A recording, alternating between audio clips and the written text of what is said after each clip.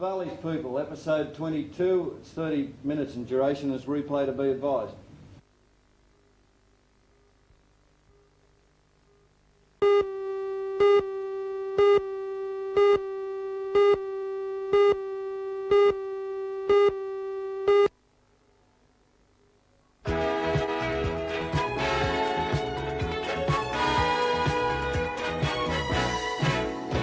Hello, welcome again to the Valley's People.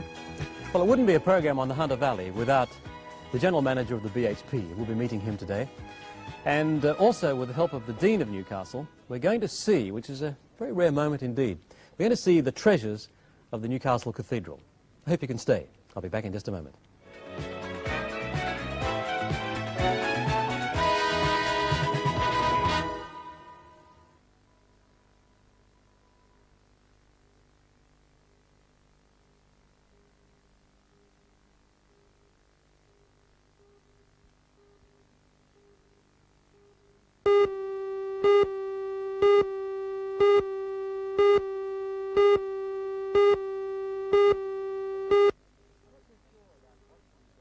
Thanks for joining us today. I'm not too sure about what you regard as something which would manifest itself in a picture of the Hunter Valley. As we learned out in a previous interview of 1938, it could be classed as the choco vine, which seemed to entangle just all the paling fences of the Hunter Valley. Other days it's been breakwaters and wine and the development industrially of the Hunter Valley, filling in islands. But I think superimposing itself upon all that, to most people in Newcastle and those outside Newcastle, has been the BHP. And so that's why it's a very special welcome today to the General Manager of the BHP from New Lambton, Mr. John Risby. Welcome. Thank you, BHP Ron. Steelworks, Newcastle. Thank you. Well, John, Newcastle born and Whyalla trained would probably summarise your career before coming back here. Well, actually, Maitland born, Ron, and Yes. I was born in Maitland in 1925, and of course the Risby family's been around that district since about 1826. Really? So I'm very proud of the Maitland area. Yes. What original land settlement was it? No, in fact, I think one of my forebears had the first hotel in Maitland. Really? Yeah. Yes. Well, it's really following through the development of the Yes, Hunter Valley. yes, and I went to public school and high school in Maitland, and before I ventured away from Maitland to the wilds of Newcastle, so to speak. Right, and then the move to Whyalla was an important career development for you? That was a tremendous experience for me in metallurgy and probably in steelmaking. More importantly, one doesn't get the opportunity very often to build a new steel plant. No, indeed. And 16 years in Whyalla was a wonderful experience. I guess when you look at your career before becoming General Manager of BHP Steel Newcastle, it's really a perfect model for career training, isn't it? I mean, you started there and here you are almost as high as you can go in the organisation. Yes, well, I think there are many people in the company that have been through our trainee scheme and are now heading up all the divisions of the company. I started in BHP 40 years ago next week as a trainee and worked shift work and some pretty hard manual work. It was very good training. I think I'd do it all again. It's been a wonderful experience, the whole 40 years. Yes. I guess it helps too because, you know, someone, well, the man upstairs has been through it and knows it, and so he can relate a little more to the problems of others. Yes, I think you're right. I guess we might be a little bit inbred in BHP, but I think it's paid off over many, many years.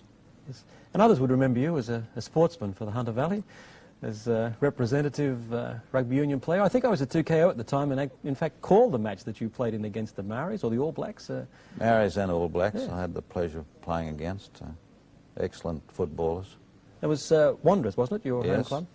Played 10 years with Wanderers Club, and most of the Wanderers in the early 40s, of course, were trainees with BHP, and a lot of them went to public schools in Sydney, and they played rugby union in those public schools. Yes. We always had a very, very good club, good team spirit. A lot of the boys worked together. Many of our old matches with Merewether Carlton, I think, were almost like grand finals every time we met. Yes. Wonderful experience. Yes. That applied too in your cricket career too. You were representative for Newcastle. Well, I think cricket was always my first love. I played first grade cricket in Maitland when I was 15. helped a great deal by one of the greatest enthusiasts in the Valley of cricket, Colin Johnston from Maitland. I played with Northern Division for quite a few years before I came to Newcastle. And then you seem to be at Waratah Mayfield and Hamilton and Yes. other clubs as well? Played with 4 clubs in Newcastle, all a great experience, and tremendous number of excellent cricketers. You know, I could go back over dozens, probably hundreds of names, wonderful cricketers. There are a lot of Hunter Valley names in the side that you played in, the Bill O'Reilly testimonial some years Yes. ago. I remember Yes. seeing the name of Arthur Morris, who's revered in the photographs around at that time the Newcastle Boys Yes. High School, as he represented them. Yes, I played against Arthur Morris in that match. He opened the batting just after he'd finished competitive grade cricket, in fact. But Alec Bedser played, Keith Miller, Martin Donnelly, the great New Zealander, Ron Saggers, the wicketkeeper, Stan McCabe played himself. Did he really? Yes, still with a great thrill of beautiful timing when he batted, hitting the ball through the covers. I guess it was a thrill for someone who could well have been admiring the batting standards of Stan McCabe to be there, even just in Oh, St. yeah, that was a tremendous, probably the highlight of my cricket career, just to play with those people. Yes, you weren't a bad all-rounder yourself, though, were you? 50 wickets in a season several times? Yes, I was always a batsman at school, and I relished the straight drive or the straight hit, probably because I learnt my cricket in a dead-end street, and the best way to Garbage hit a tins. ball and get a lot of runs was hit the ball straight down the street to the end of the street. Yes, great experiences in cricket. It's a wonderful game. And now you're more sedately playing golf and tennis. Yes, mainly golf now. I like to get out for the exercise at the weekend, but golf's a great game. Yes. Yeah. John, the situation about the BHP is, as I say, sort of superimposing itself upon Newcastle, something we may well take for granted, but in your area of responsibility, I guess, that can't be stated, because we read two things. Firstly, we read that in the world situation, steel is a very costly item to manufacture. Yes. In a local context, we also read through your annual reports and so on that the actual manufacturing of steel in Australia through BHP is virtually at a loss situation. And I'm just Yes. wondering, where is the faith that keeps you and your shareholders producing steel at a loss? Well, I think we're committed to supply the Australian domestic market with steel, and I think we should look at the whole situation in its right context, because whilst we have problems in the steel industry in Australia, we're far better off than many other countries right now. It is a capital-intensive industry. There are very big licks of capital go into a steel plant. Well, your day, you talk in millions, don't you, on your normal day? Well, you couldn't install a blast furnace for less than $150 million nowadays, Wow. and one rolling mill would have to cost between $200 and $300 million. And, you know, it's big business. Our sales in the last financial year were $2,300 million, and we paid out, I guess, $830 million in wages. Right. When you're looking to expand a business of that size with big licks of capital at pretty high interest rates on borrowed capital, you've got a problem on your hands. And you're doing it with private enterprise too, aren't you? Because a lot of countries, particularly in the Pacific Yes. area, are sort of propped up by their governments. That's very true. I just wonder how big is big in the BHP context, John. It seems that it's gone beyond our comprehension, the hundreds of millions that BHP has invested in Australia. Well, yes, we've diversified into oil and gas and the minerals development, and it's all very big money. And, you know, you talk about your sales revenue and the cost of wages and all those things, but when you look around the community and just see the automobiles running around, the steel content of those, but your training program also, the number of people that we're training, 2,000 in Newcastle out of a workforce of 11,000. All the tertiary institutions that are depending on those people to fill classes, to supply employment for lecturers and professors in the universities. It's boundless, you know, it's a terribly complex company, and Yes, I guess it would be a very interesting study, if it hasn't already been done, just to see how how much of every average day BHP touches our lives. It's, I guess it's everything, really, isn't it? From the petrol we put in, to the car we drive, through to fence Maybe posts. that's a story I could write in retirement. I think it might take a long time. Yes, indeed. But just the same, I couldn't imagine too much of a 24-hour day in which BHP in some way is not involved. Yes, I think probably we're taken a little for granted at times. Every time we, for example, talk about reducing the workforce, there's a tremendous cry, but I wonder if somebody would like to do a survey along Hunter Street and just see how the employment is reduced in shops over 5 years. Yes. So we tend to be in the limelight, in the forefront of people's criticisms at times, taken for granted perhaps too much another Yes. time. One of the roles that you seem to have played in Newcastle, John, as a sort of part of your personality, has been a very deep interest in safety. Was this sort of coming out of your early contacts with Whyalla, or when did that form? I think you could say one of my greatest interests are in safety and in organisation development programs. I think for 5 years in Whyalla, it was one of our, as General Manager, one of our most important programs was organisation development, changing the attitudes of people to be aware of the changes in all our lives today. It's very difficult to change supervisors' attitudes to the changing world, and our employees demand that change, and that program in itself has taken a tremendous amount of time, but it's been so very interesting. Well, you can't change attitudes easily even outside an establishment, can you? No, no, that's always a problem. It's a very great problem in an industry which many years ago was traditionally autocratic. But we have to change, and that program takes a long time. And your three sons, are they interested in metallurgy like that? I think it's probably the exception rather than the rule that sons follow their father's footsteps, you know. I think sons always see the problems in their father's profession and steer away from it, but they don't realise, of course, there are problems in all professions. Yes. Oh, my sons, I still have my eldest son working for the company in Whyalla in computer operations. And the second son is working with one of our main steel distributors. So they're pretty close to the industry. Yes, I was going to say on the fringe, but they're a little closer than that, really. My younger son is now a planner. He's a research assistant at Hunter Valley Research Foundation and great interest in town planning. Well, he should be quite at home with the sort of decisions you have to make in your role during the week. Yes, but I must say they're all very interested in sport, and they've had just as much enjoyment out of sport as I have. Right, John. Well, thank you very much for being with us today, because it's always fascinating to talk about the BHP. There it stands, a monolithic structure within the Hunter Valley, but Yes. it has so much to offer us, and I think that can't be taken for granted. Thank John you, Ron. Risby, the General Manager of BH Steel in Newcastle. I'll be back with our second guest in just a moment.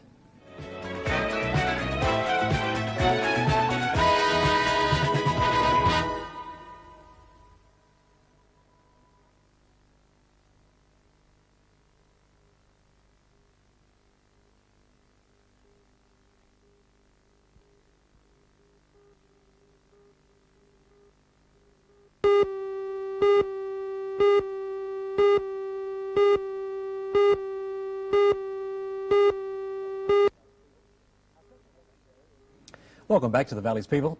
Our second guest today is the very Reverend the Dean of Newcastle, Reverend Robert Beale. Welcome to the Valley's People. Thank you, Ron. And I might say that you've brought with you today the treasures of the Newcastle Cathedral. And I guess it's also right to say that this is their very first public viewing, or certainly the first public viewing on television. That's right, as far as television is concerned, yes. Yes. How did we end up with the treasures of the cathedral? Well, it's a long story. I think over the years, great buildings like cathedrals seem to gather treasures.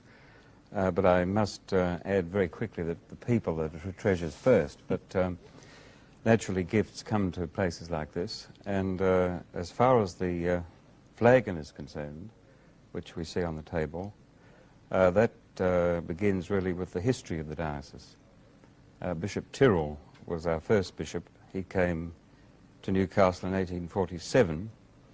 And, of course, the city of Newcastle was declared a city at the same time as the Diocese of Newcastle being given letters patent by Queen Victoria. Now, the Newcastle Cathedral there, Dean Robert, is in fact one of our oldest or the oldest? Well, it's one of the oldest sites. There was a church there, first of all, in 1817. That was a slab hut. And then another one in 1817 with a large tower which had to be demolished after a time because of the winds on that particular hill. And then the Pro Cathedral, which is opposite the cathedral now, that was built in 1884.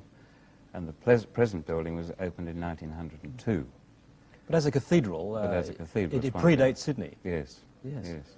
Mm. Oh, that's fascinating, isn't Yeah. it?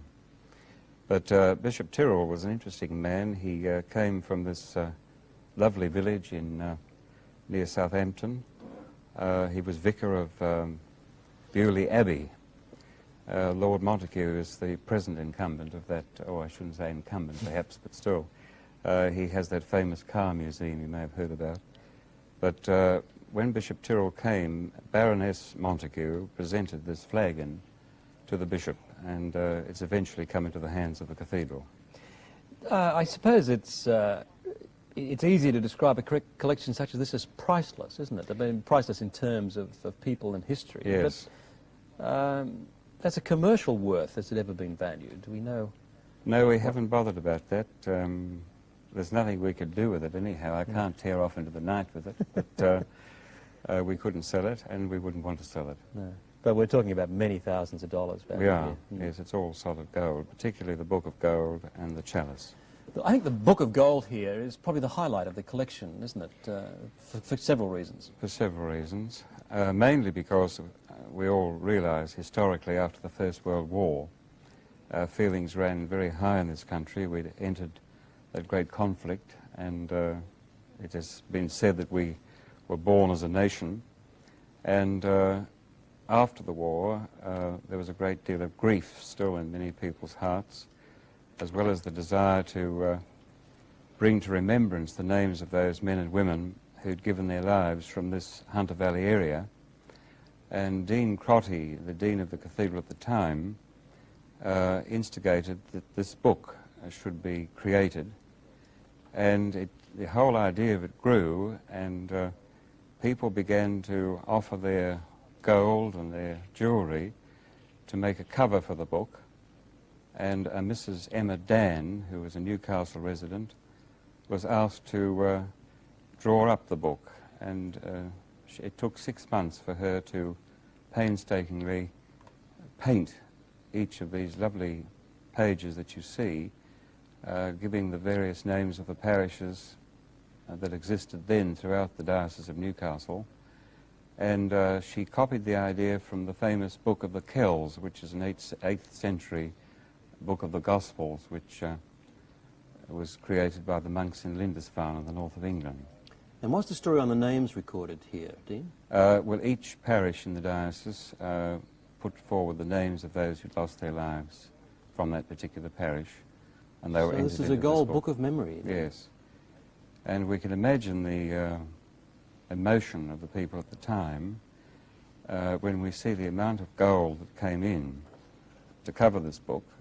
And of course there's another story when we look at the chalice and pattern.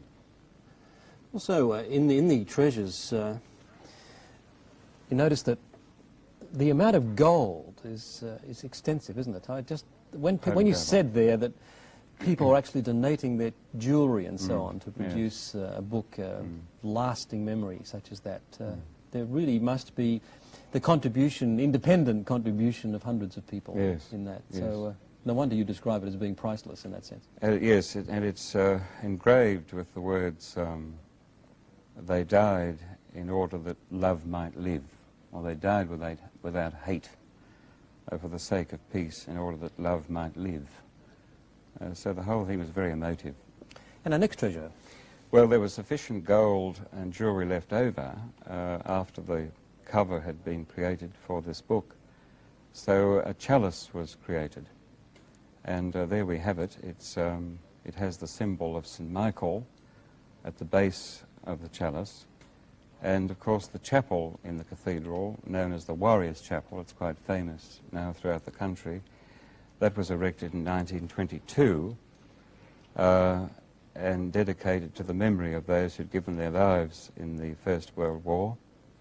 And this chalice was created to be used particularly on Anzac Day, the 25th of March.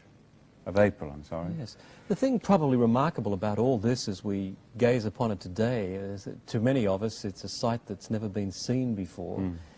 And that's probably the history of the treasures, isn't it? They were in fact Yes. locked away for so many years. Yes, that was tragic. When I arrived in Newcastle in 1975, I was told about my responsibility of being the custodian of these things, and I said, where on earth are they? And I was taken to this Gothic-shaped safe in the vestries, and there these things were shown to me, to my amazement, so that whenever people wanted to see them, we had to go through the process of opening two great doors and eventually revealing the treasures. So this seemed to be quite unfair to the public, as well as the fact that these things shouldn't be hidden. And a group at the cathedral I'd formed called the Arts and Beautification Committee volunteered to raise the money for a security case with glass so that people could see it, or see them. So there they are today on the constant display. Yes.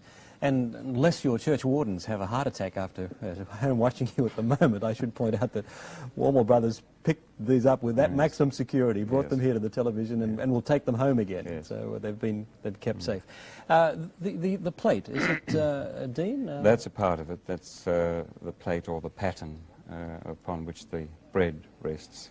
And you have, amongst the treasures, a Victoria Cross, too, I notice.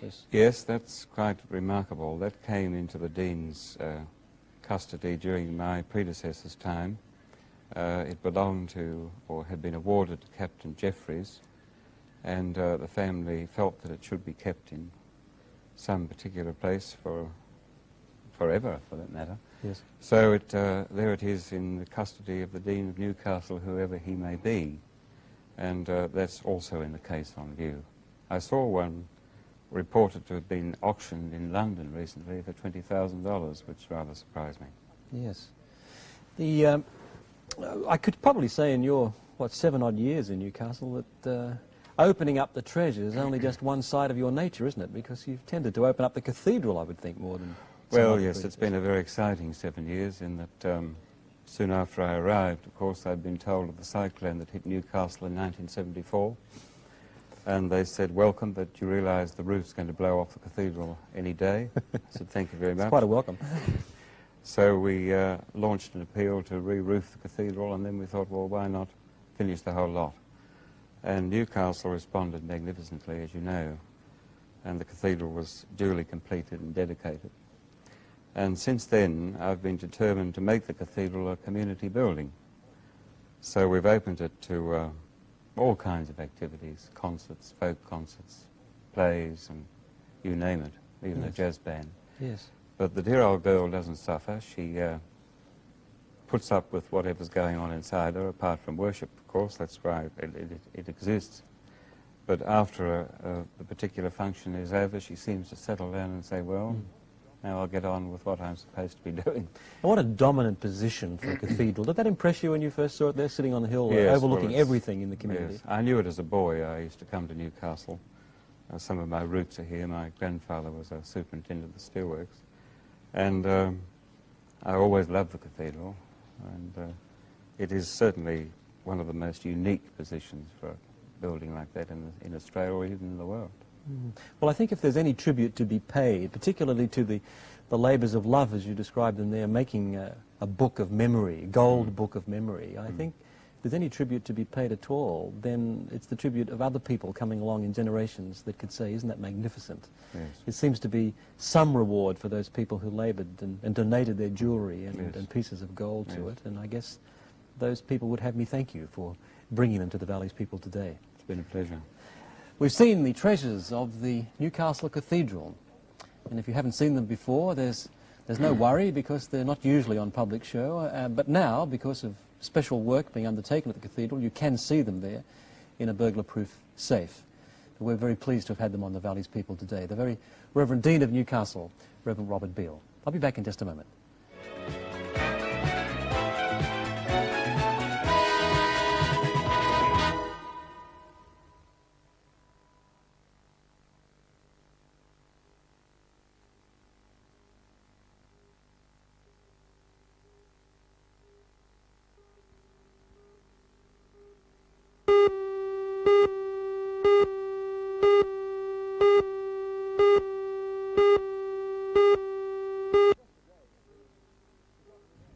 Our guests today have been Mr. John Risby, the General Manager of BHT Steelworks Newcastle, and as well a representative of the Hunter Valley. He was a rugby union representative for Newcastle and also a cricket representative for Newcastle. And also we took a glimpse of those beautiful treasures of the Newcastle Cathedral through the good graces of the very Reverend Dean of Newcastle, Reverend Robert Beale. I hope you've enjoyed today's program, and I hope too that you'll join us again when next we meet two more of the Valley's People. Goodbye for now.